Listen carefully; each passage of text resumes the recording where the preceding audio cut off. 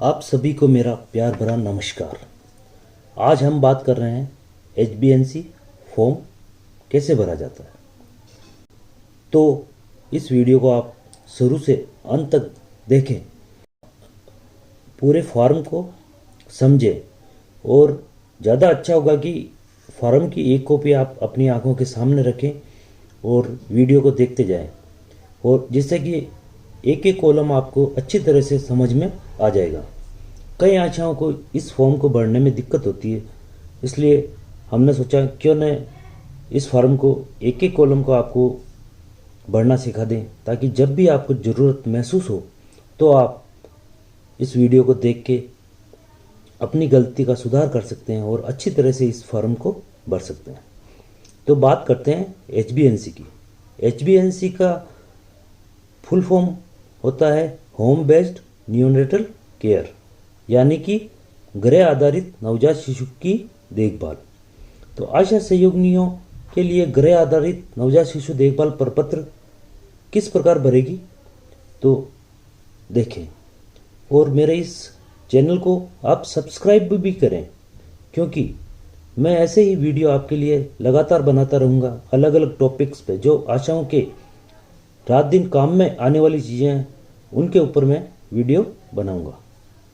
तो शुरू करते हैं। सबसे पहले आशा का नाम और मोबाइल नंबर। आंगनबाड़ी केंद्र का नाम वो आप सभी लिख ही लेंगे, गांव का नाम, उपकेंद्र का नाम, PSC CSC और ब्लॉक का नाम, और कौन सा वर्ष है 2020, 21, 22 जो भी है उसमें आपको भरना है। इसमें ये फॉर्म का जो पहला पेज है इसके दो भाग हैं, दोनों में जो जानकारियां हैं वो एक समान ही है। तो आप एक साइड में भर के उसकी कॉपी दूसरी साइड कर दें। इसकी एक प्रति अपने पास संभाल कर रखें रिकॉर्ड के लिए, ठीक है। और बाकी का फॉर्म आप क्लेम फॉर्म के साथ और NM को देवें, ताकि NM अपने जो भी SDR रजिस्टर वगैरह है उसमें इसकी सारी डिटेल को वो अपने उस रजिस्टर में उतार लेगी। इसमें हम पिंक वाला भाग है, इसमें शुरू कर रहे हैं। NM का नाम, NM संयुक्त प्रथम गृह संपर्क की दिनांक, NM का यहाँ नाम आएगा, और NM के द्वारा जो पहली विजिट होती है आपके साथ में, तो उसकी दिनांक यहाँ आ जाएगी। संयुक्त गृह संपर्क के दौरान वजन ग्राम में, आपको बच्चे का वजन लेना है और एक वजन आपको NM के साथ लेना है, वो वजन यहाँ लिखना है। उसके साथ तापमान, जितना भी तापमान थर्मामीटर से आपने दर्ज किया वो लिखना है, एवं श्वसन दर की गति, सांस की दर की गति, बच्चा कितनी सांस प्रति मिनट ले रहा है उसकी गति भी यहाँ लिखनी है। तो एक जो विजिट होगी NM के साथ उसकी डिटेल यहाँ आ जाएगी। इसके बाद में प्रसूतर देखभाल का कार्ड, आशा द्वारा ये भाग घरेलू संपर्क के दौरान भरा जाए तथा संपर्क पश्चात NM को सौंपा जाए। मतलब ये जो पार्ट है पिंक वाला ये आपको NM को देना है, और जो ब्लू है नीला कलर वाला ये आपको खुद को रखना। इसमें जन्म पर नवजात का वजन लिखें। जब बच्चे का जन्म होता है तब नवजात का वजन कितना था यहाँ वजन लिखना है उसको। सामान्य वजन 2.5 अधिक, अगर बच्चे का वजन 2.5 किलो से अधिक है तो वो सामान्य है, ठीक है ना। तो यहाँ हम बच्चे का वजन लिख देंगे। कम वजन 2.5 किलो या इससे कम। अब अगर 2.5 किलो से अधिक है तो अधिक वाले कॉलम में उसका वजन आ जाएगा, और अगर 2.5 किलो से कम है तो बीच वाले कॉलम में उस बच्चे का वजन लिखना है। नवजात को SNCU में भर्ती किया गया है। अगर नवजात में कोई कॉम्प्लिकेशन था या हॉस्पिटल में डिलीवरी हुई तो उसे SNCU में रखा गया है या नहीं रखा गया। यदि रखा गया है तो यहाँ हाँ पे आपको राइट का निशान लगाना है, और अगर नहीं रखा गया है तो नहीं पे निशान लगाना है। इसके बाद में गांव का नाम, उप स्वास्थ्य केंद्र का नाम और ब्लॉक का नाम, माता का नाम, पिता का नाम और आपका खुद का नाम मतलब आशा का नाम। प्रसव की दिनांक, कितनी तारीख को बच्चे का जन्म हुआ, प्रसव का स्थान अस्पताल में हुआ या घर पे हुआ, जिस पे भी हुआ वहाँ आपको राइट का निशान लगाना है। बच्चे का लिंग, बालिका या बालक जो भी है उस पर आपको राइट का निशान लगाना है। प्रसव का प्रकार सामान्य था, सहायक था या सर्जरी से यानी कि सीजरियन से हुआ, जो भी हुआ है उस पर आपको राइट का निशान लगाना है और आप उस पर गोला भी लगा सकते हैं। मृत जन्म हाँ या नहीं, क्या बच्चा मरा हुआ पैदा हुआ? अगर मरा हुआ है पैदा हुआ तो हाँ पे निशान, नहीं तो नहीं पे निशान। इसके बाद में स्तनपान प्रारंभ हुआ 1 घंटे से पहले, 1 से 24 घंटे के बीच में या 24 घंटे के बाद। जब भी बच्चे को स्तनपान कराया गया है वो समय इसमें दर्ज करना। माता को अस्पताल से छुट्टी की दिनांक, माता को कब डिस्चार्ज किया? बच्चे की अस्पताल से छुट्टी की दिनांक। कई बार क्या होता है कि बच्चों में ज़्यादा कॉम्प्लिकेशन होता है तो उन्हें एसएनसीयू में भर्ती रखते हैं, तो बच्चे की छुट्टी की दिनांक यहाँ अलग आ सकती है। जन्म का पंजीकरण हाँ या नहीं, यदि अस्पताल में डिलीवरी हुई है तो बच्चे का पंजीकरण वहीं हो जाता है, और अगर घर पे हुई है तो आपको बच्चे का पंजीकरण ग्राम पंचायत में करवाना है। अगर शहरी क्षेत्र में तो नगर पालिका, नगर परिषद जो भी है उसमें पंजीकरण करवाना है। पंजीकरण अगर करा दिया है तो हाँ, नहीं तो नहीं। वैसे बच्चे का पंजीकरण 21 दिन के भीतर आपको करवा देना चाहिए। आशा का प्रथम जांच की दिनांक, आशा द्वारा प्रथम जांच की दिनांक। आशा ने पहली विजिट उस महिला की कब करी तो ये दिनांक आ जाएगी। उसके बाद में पीसीटीएस आईडी नंबर एनएम द्वारा भरा जाए। ये पीसीटीएस आईडी आप एनएम से लेके इसमें लिख देंगे। एनएम एलएचवी सुपरवाइजर के हस्ताक्षर, आपकी जो भी एनएम है या एलएचवी मैडम है या पीएससी सुपरवाइजर है तो उनमें से आप किसी के भी यहाँ साइन करवा सकते हैं। उसके बाद में अगला पेज है, इसमें 2 नंबर पेज पे आपको जो ये आशा का एचबीएनसी, ये नवजात शिशु या एचबीएनसी का जो फॉर्म है वो कैसे भरना उसकी डिटेल लिखी हुई है। तो हम बात शुरू करते हैं 3 नंबर पेज से। नवजात की पहली जांच। घरेलू प्रसव में प्रथम जांच प्रसव के तुरंत बाद या जन्म के 24 घंटे के अंदर अवश्य है। अगर घर पर डिलीवरी हुई है तो आशा को माँ और बच्चे की एचबीएनसी की जांच, जो पहली जांच है वो 24 घंटे के अंदर या जन्म के तुरंत बाद कर देनी चाहिए। उसके बाद में संस्थागत प्रसव की स्थिति में छुट्टी के 24 घंटे के अंदर संपर्क करें। अगर संस्थागत प्रसव हुआ है तो आपको 24 घंटे के अंदर अंदर माँ और बच्चे की जांच करनी है। प्रथम गृह संपर्क की दिनांक, यहाँ पहले गृह संपर्क की दिनांक आ जाएगी। इसमें महीने, दिन, महीने और पूरा वर्ष लिखना है। केवल प्रथम संपर्क के लिए आशा द्वारा भरा जाना है। ये फॉर्म केवल आपको पहली बार जब प्रथम जांच करेंगे उस टाइम आपको भरनी है। एएनएम सुपरवाइजरी निरीक्षण टिप्पणी। आशा द्वारा प्रथम जांच प्रसव दिन, घंटे, मिनट पश्चात की गई। आपने जब भी जांच करी है, कितने दिन में करी है, कितने घंटे में करी है या कितने मिनट बाद करी है, तो वो यहाँ समय आ जाएगा। अब जो इसका पहला नंबर है, पहला पॉइंट, क्या नवजात जीवित है? नवजात की मृत्यु की स्थिति में प्रसूता की पूरी जांच की जावे। अगर माँ या बच्चे में से किसी की भी एक की मृत्यु हो जाती है तो भी ये फॉर्म आपको पूरा भरना है। तो इसमें अगर नवजात की मृत्यु हुई है तो हाँ लिखना है, नहीं तो नहीं लिखना। यदि नहीं तो मृत्यु की दिनांक, समय व स्थान।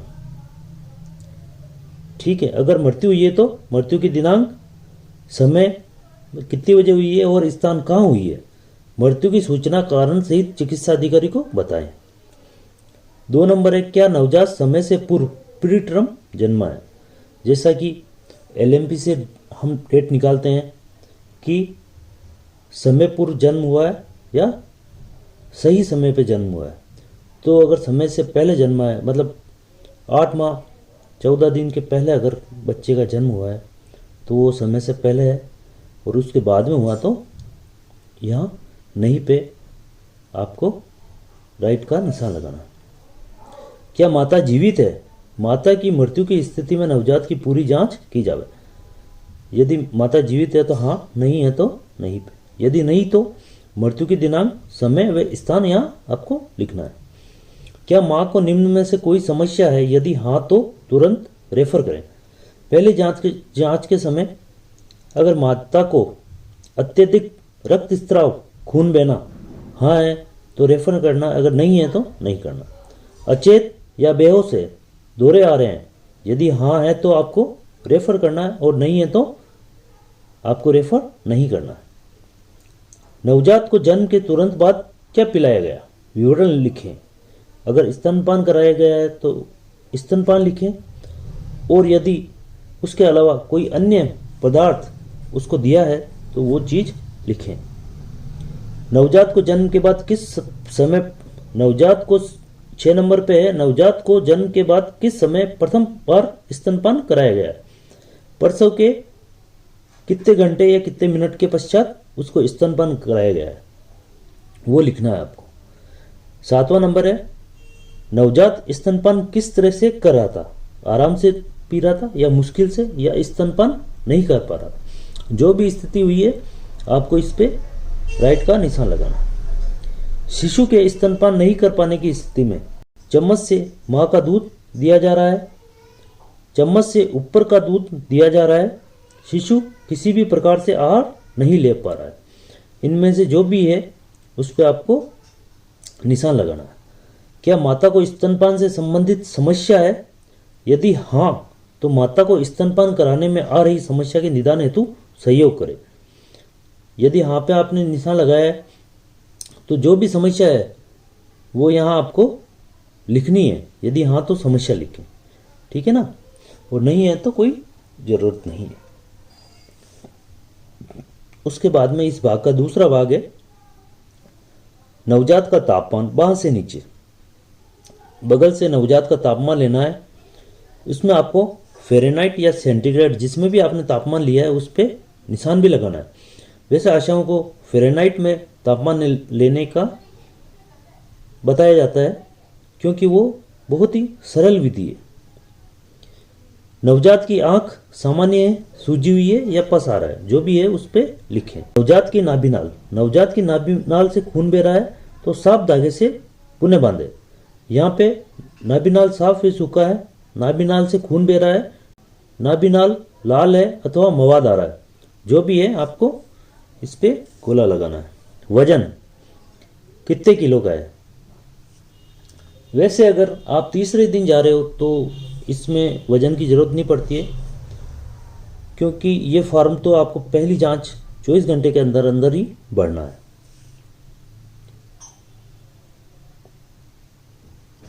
वजन पहले दिन जो बच्चे का वजन है लिया है आपने वो यहाँ लिखना है, कितने किलो और कितने ग्राम का है। क्या लिया गया वजन मशीन पर अंकित रंग से मिलता है? अब जो आपने वजन लिया है, जैसे वजन की मशीन सॉल्टर रंग, किस रंग में वो आया है, हरे में आया, पीला में आया या लाल में आया, तो जिस भी कलर में वो है वो आपको लिखना है और यहाँ हाँ या नहीं करना है। नवजात के हाथ पैरों की स्थिति, सामान्य रूप से हिला रहा है, सामान्य रूप से नहीं हिला रहा है, बिल्कुल भी नहीं हिला रहा है, मतलब हाथ पैर वो हिला रहा है बच्चा या नहीं हिला रहा है, जो भी स्थिति है उसके आपको गोला लगाना है। नवजात किस तरह से रो रहा है? सामान्य रूप से रो रहा है, दुर्बलता से रो रहा है, नहीं रो रहा है, चीख चीख कर रो रहा है, जो भी है उस पर आपको निशान लगाना है। नियमित नवजात देखभाल के तहत क्या निम्न कार्य किए गए हैं? क्या नवजात के शरीर को पोंछा, सुखाया गया है? यदि हाँ तो हाँ पे गोला, नहीं तो नहीं पे गोला। और अगर नहीं कर रहे हैं तो आपको उसकी मदद भी करनी है, उसको पोंछना है, सुखाना है। क्या नवजात के शरीर को गर्म रखा गया है? हाँ या नहीं। क्या नवजात में कोई भी असामान्यता विकार है? असामान्यता नहीं है। असामान्यता है तो इसमें विवरण भी लिखें कि उसमें क्या असामान्यता है। इस प्रकार ये नवजात की पहली जांच का फॉर्म हमें भरना है। उसके बाद में बात करते हैं पेज नंबर 4 की। इसमें प्रसूता तथा नवजात की जांच हेतु गृह संपर्क। इसमें आपको प्रथम जांच से लेकर 7 जांचों तक की स्थिति का विवरण भरना है। जब भी जाओगे आप ये फॉर्म 7 लेके जाओगे और जिस भी दिन जा रहे हो, जो भी संपर्क कर रहे हो, पहला, दूसरा, तीसरा, चौथा, पांचवा, छठा, सातवां, उस पर राइट का निशान लगा के वो कॉलम आपको भरना है। जन्म उपरांत संपर्क हेतु संभावित दिवस, संपर्क की दिनांक, यहाँ आपको दिनांक लिखनी है। पहला दिन, तीसरे से 5वां दिन में जो भी दिनांक है वो आपको यहाँ लिखनी भी है। गृह संपर्क के दौरान निम्न जानकारी प्राप्त करें। क्या नवजात जीवित है? हाँ, नहीं, हाँ, नहीं। ये सारी जानकारी आपको प्रत्येक विजिट में भरनी है। यदि नहीं तो मृत्यु की दिनांक, समय व स्थान नोट करें। नवजात की मृत्यु की स्थिति में आशा माता की संपूर्ण जांच करेगी। क्या माता जीवित है? हाँ या नहीं। यदि नहीं तो मृत्यु की सूचना चिकित्सा अधिकारी को दें। नवजात की जांचें पूर्ण करें। माता 24 घंटे में कितनी बार खाना खाती है ना। यहाँ कितनी बार खाना खा रही है वो संख्या लिखनी है आपको। यदि वह दिन में 4 बार से कम खाना खाती है तो माँ को दिन में कम से कम 4 बार पूरा खाना खाने की सलाह देवें। जो भी प्रसूता है उसको हमें यही बताना है कि दिन में कम से कम 4 बार खाना खावें, क्योंकि उसे अतिरिक्त पोषण की जरूरत पड़ती है। माता एक दिन में रक्त स्त्राव हेतु कितने पैड बदलती है? यहाँ पैड की संख्या लिखनी है आपको। यदि 5 पैड से अधिक बदल रही है तो माता को अस्पताल रेफर किया जाए। अगर 5 पैड बदल रही है तो अपन ये मानेंगे कि उसको अत्यधिक रक्त स्त्राव हो रहा है। ऐसी स्थिति में माता को रेफर करना है। क्या शिशु को साफ कपड़े कंबल में लपेटकर माँ के पास रखा जाता है? यदि रखा गया तो हाँ, नहीं तो नहीं। यदि माता ऐसा नहीं कर रही है तो उसे ऐसा करने की सलाह दें। अगर सर्दी का टाइम है तो आपको ये चीज़ें करवानी है। क्या बच्चे को अच्छे से स्तनपान कराया जा रहा है?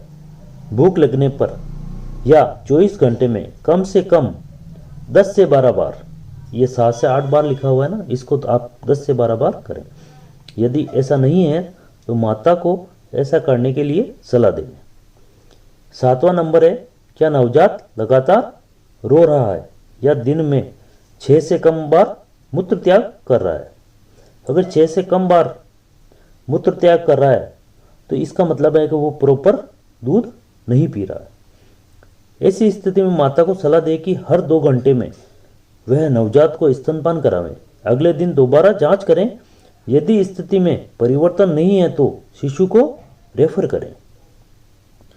अब प्रस्तुता की जांच करेंगे। तापमान मापें और दर्ज करें। थर्मामीटर से तापमान लेना है और यहाँ तापमान लिखना है कि कितना आया है। यदि तापमान 100 डिग्री फ़ारेनहाइट अथवा 37.8 डिग्री सेल्सियस है तो पैरासीटामोल की गोली देवे। यदि तापमान इससे अधिक है तो अस्पताल रेफर करें। यदि दुर्गंध युक्त स्त्राव एवं बुखार है तो हाँ लिखे। यदि है तो माता को अस्पताल रेफर करें। क्या माता असामान्य रूप से बात कर रही है या उसे दौरे पड़ रहे हैं? यदि हाँ है तो माता को रेफर करें।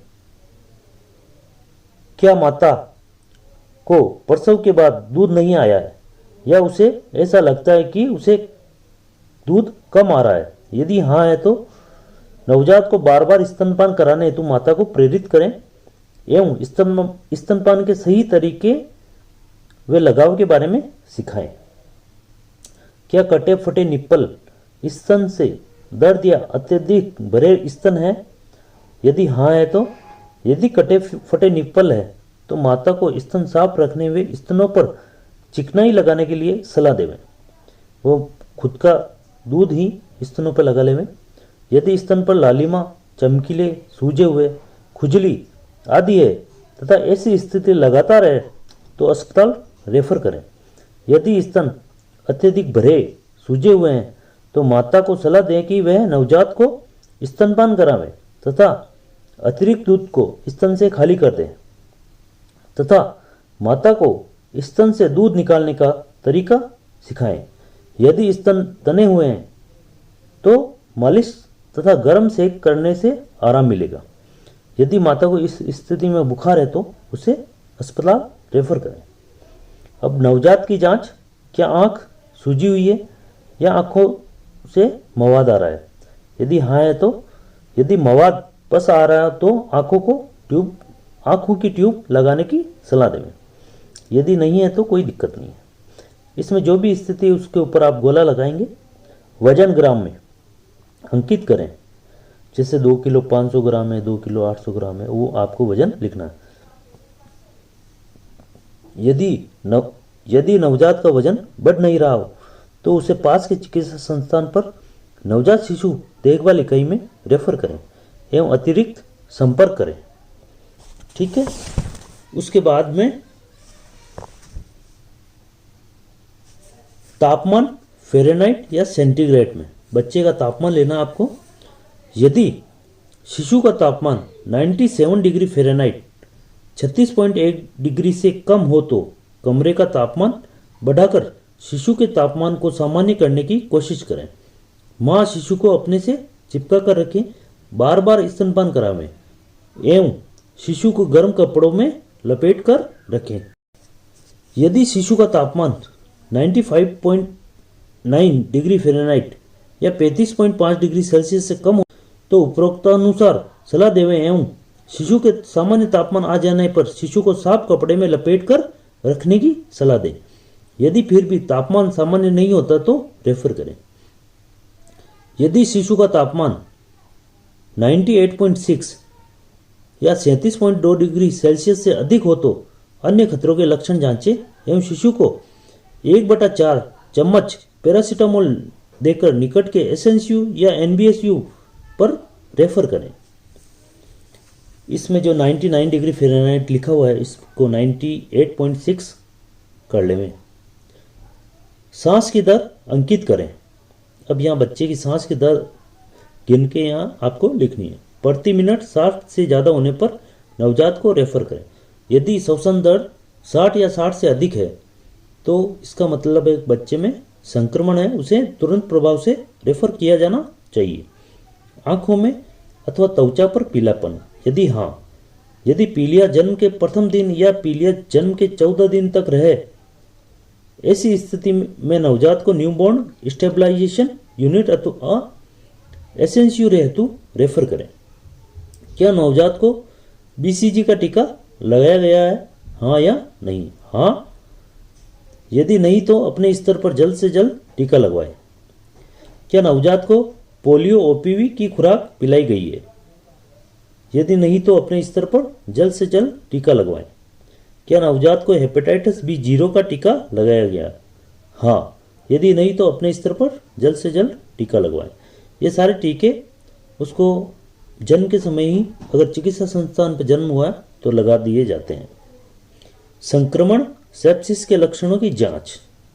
अब आपको जांच करनी है कि कहीं बच्चे में कोई संक्रमण तो नहीं है। नवजात हाथ पैर सामान्य रूप से हिला रहा है, हाँ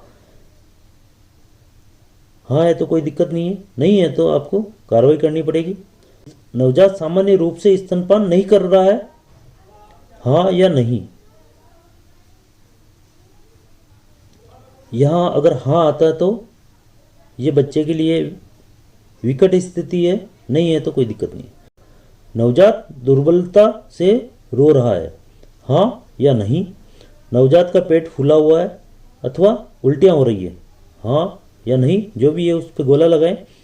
नवजात छूने पर ठंडा महसूस होता है या उसे बुखार है, हाँ या नहीं? नवजात की छाती धस रही है, हाँ या नहीं? जो भी है उस पर गोला लगाएं। प्रत्येक विजिट पे आपको ये चीज़ देखनी है। नवजात की श्वसन दर 60 श्वास प्रति मिनट से अधिक है, नाभि से पस आ रहा है, हाँ या नहीं? आशा के हस्ताक्षर। प्रत्येक विजिट में आशा अपने हस्ताक्षर करेगी। इसमें आपको ये देखना है, यदि एक ही दिन में कम से कम 2 लक्षण देखे गए हैं तो संक्रमण का उपचार कोट्रामोक्साजोल सिरप की 1/4 चम्मच के साथ शुरू कर तुरंत एसएनसीयू या चिकित्सा संस्थान पर आपको रेफर करना। यदि केवल एक ही लक्षण देखा गया है तो आशा रोजाना गृह संपर्क कर उच्च खतरे के लक्षण शिशु की देखभाल अनुसार कार्रवाई करें एवं हर विजिट में संक्रमण के लक्षण देखें। इस दौरान निर्देशानुसार कार्रवाई करें। इसमें रेफरल माता अथवा नवजात देय है। यदि माता अथवा नवजात में से किसी को रेफर किया गया है तो यहाँ आपको लिखना है क्या नवजात को किसी कारण से रेफर किया गया है, हाँ या नहीं। किया है तो दिनांक लिखनी है, कारण लिखना है और स्थान लिखना है आपने कहाँ भेजा। यदि हाँ तो रेफर की दिनांक, कारण तथा रेफर का स्थान लिखें। चिकित्सा संस्थान का नाम लिखें, यहाँ आपको चिकित्सा संस्थान का नाम भी लिखना है। क्या माता को किसी कारण से रेफर किया गया है, हाँ या नहीं, दिनांक, कारण और स्थान। यहाँ भी यदि हाँ तो रेफर की दिनांक, कारण और रेफर का स्थान लिखें। चिकित्सा संस्थान का नाम लिखें। यहाँ नीचे आशा के हस्ताक्षर आ जाएंगे, दिनांक आ जाएगी। एएनएम व आशा संयुक्त गृह संपर्क की दिनांक, एएनएम सुपरवाइजर के हस्ताक्षर और दिनांक। इस प्रकार ये फॉर्म भर लेंगे हम। इसके पीछे के पेज पे एक रेफर कार्ड दिया हुआ है। अगर माँ और बच्चे में से किसी को रेफर किया जाता है तो ये स्लिप हम 3 भाग में भरेंगे, जिसमें एक भाग आशा को रखना है, एक एएनएम को जमा कराना है और एक परिवार के साथ भेजना है। तो इसमें क्या लिखना है, किसे रेफर किया गया है, माँ या शिशु, जिसको भी रेफर किया है वहाँ इसको राइट का निशान लगा देंगे। दिनांक, शिशु का नाम, उम्र या दिन है तो कितने दिनों का, लिंग बालक है बालिका है, माता का नाम लिखना है, उसकी उम्र लिखनी है, वर्ष लिखना है। वर्ष में मोबाइल नंबर, पता, रेफर करने का स्थान, रेफर किए गए संस्थान का नाम, वाहन की उपलब्धता, प्राइवेट में भेजा है, 104 से भेजा है, 108 से भेजा है या अन्य वाहन से भेजा है, स्वयं के वाहन से, तो वो यहाँ लिखना है। आशा का नाम और हस्ताक्षर यहाँ आ जाएंगे। ठीक है। इसके साथ ही यहाँ पीछे के पेज पे कुछ जानकारी दी गई है, उसके बारे में भी हम बात करेंगे। उच्च जोखिम वाले शिशु जिनको विशेष देखभाल की आवश्यकता है। जन्म के समय वजन 2000 ग्राम यानी कि 2 किलो से कम वजन होना, उनको विशेष देखभाल की जरूरत है। समय से पूर्व जन्म, गर्भावस्था के 8.5 माह से पहले शिशु जन्म होना। अगर 8.5 महीने से पहले इस शिशु का जन्म होता है तो वो अपने लिए उच्च जोखिम वाला शिशु है। पहले दिन दूध ना पी पाना। अब खतरे के लक्षणों की पहचान, नवजात शिशु में हाथ पैर सामान्य रूप से नहीं हिला पाना, स्तनपान ना कर पाना, दूध ना पी पाना, दुर्बलता से रोना, नहीं रो पाना, पेट का फूलना तथा उल्टियाँ होना, शरीर का ठंडा पड़ना या बुखार होना, छाती धंसना, पसली चलना, श्वसन दर 60 श्वास प्रति मिनट से अधिक होना, नाभि में पस आना, दौरे पड़ना। और माता में खतरे के लक्षण है बुखार होना, अत्यधिक रक्त स्त्राव होना, बदबूदार स्त्राव होना, दौरे आना। नवजात शिशु अथवा माँ में खतरे के चिन्ह पाए जाने पर तुरंत रेफर करें रेफर पर्ची के साथ। परिवार को खतरे के लक्षण और रेफर के बारे में जानकारी दें। नवजात को रेफर के दौरान गर्म रखने एवं स्तनपान जारी रखने की सलाह दें। 104-108 पर कॉल कर रेफर हेतु वाहन उपलब्ध कराने में सहयोग करें। संभवतः रेफर पास के चिकित्सा संस्था नवजात शिशु देखभाल इकाई पर करें। इस प्रकार ये फॉर्म पूरा हो गया है। अब आपको ये जानकारी कैसी लगी है? अगर अच्छी लगी है तो आप इस चैनल को सब्सक्राइब करें, लाइक करें और इस वीडियो को ज़्यादा से ज़्यादा शेयर करें, ताकि जिन आशा बहनों को ये फॉर्म भरने में परेशानी आती है तो वो इस जानकारी के माध्यम से इस फॉर्म को अच्छी तरह भर सकती है। धन्यवाद।